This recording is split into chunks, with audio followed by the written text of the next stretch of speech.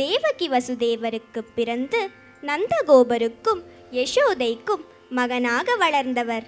வெண்ணையை திருடித் தின்றும் கோபியர்களிடம் விளையாடியும் குறும்புகள் பல செய்து எல்லோர் மனதையும் கொள்ளை கொண்டவன். பல்வேறு லீலைகள் புரிந்தவர். கம்சனால் ஏவப்பட்ட பூதனை என்கிற கோர ரூபமுள்ள ராட்சசி அழகிய பெண்ணாக உருவெடுத்து கோகுலத்திற்கு வந்தாள். கண்ணனை கையில் எடுத்து வீட்டின் உள்ளே அமர்ந்து கண்ணனுக்கு விஷப்பாலூட்டினாள். பால் அருந்துவது போல அவளின் உயிரையும் சேர்த்து குடித்தான் கண்ணன். ராட்சச உருவத்துடன் கைகளை நீட்டி கண்களை பிதுக்கி உயிரற்று கீழே விழுந்தாள் பூதகி. மற்றும் ஒரு சமயம் இந்திரனின் கோபத்தால் பொழியப்பட்ட பெருமழையிலிருந்து யாதவ மக்களையும் ஆவினங்களையும் காக்க கோவர்தனகிரியினை குடை போன்று தூக்கி பிடித்தார் கண்ணன். கோவர்தனன் என்று பெயர் பெற்றார். யமுனை நதியில் விஷத்தை உமிழ்ந்து மக்களை துன்புறுத்தி கொண்டிருந்த காளிங்கன் எனும் பாம்பினை கீழடக்கி காளிங்க நர்த்தனம் புரிந்தவர். கண்ணனின் இளமை கால நண்பர் குச்சேலர்.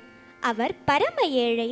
தனது மனைவி மக்களுடன் பல நாட்கள் அன்னமின்றி பட்டினியாக வாழ்ந்து வந்தார்.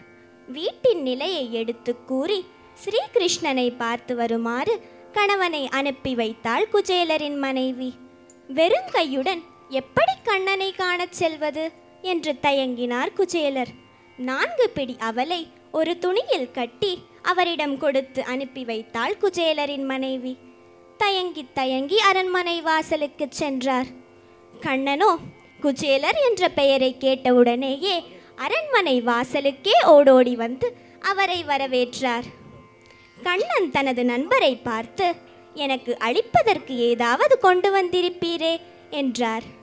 கண்ணனின் செல்வத்தை கண்ட குச்சேலர் தான் கொண்டு வந்த அவலை எப்படி கண்ணனுக்கு தருவது என்று தயங்கினார்.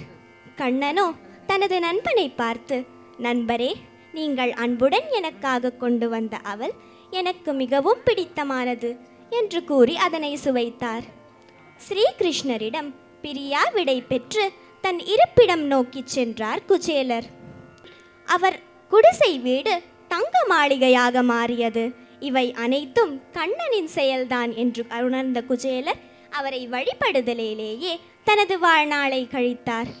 கண்ணன் தன்னை நம்பியவர்களை கைவிடுவதில்லை என்பதற்கு மற்றொரு உதாரணம் கண்ணன் திரௌபதியின் மானம் காத்தது.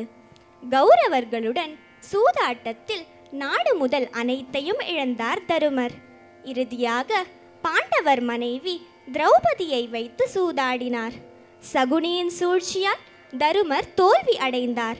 இதன் காரணமாக திரௌபதி கௌரவர்களின் அடிமையானாள். துச்சாதனன் பெரியவர்கள் கூடிய நிறைந்த அவையிலே அவளை இழுத்து வந்து அவள் துகிலை உரிந்து அவமானப்படுத்த நினைத்தபோது, ஹரி ஹரி அபயம் கிருஷ்ணா அபயம் என்று கதறி அழுத திரௌபதியின் குரலை கேட்ட கண்ணன் அவள் துகிலை தொடர்ந்து வளரச் செய்து அவள் மானம் காத்தார். ஆஹா, கண்ணனின் செயல்களை பற்றி கூறிக்கொண்டே போனால் நேரம் போதாது. அவரின் லீலைகளை கூறும் கோகுலபாலவர்ணம் அடுத்ததாக. ராகம் கல்யாணி, தாளம் ஆதி. இயற்றியவர் ராஜி நாராயண் அவர்கள்.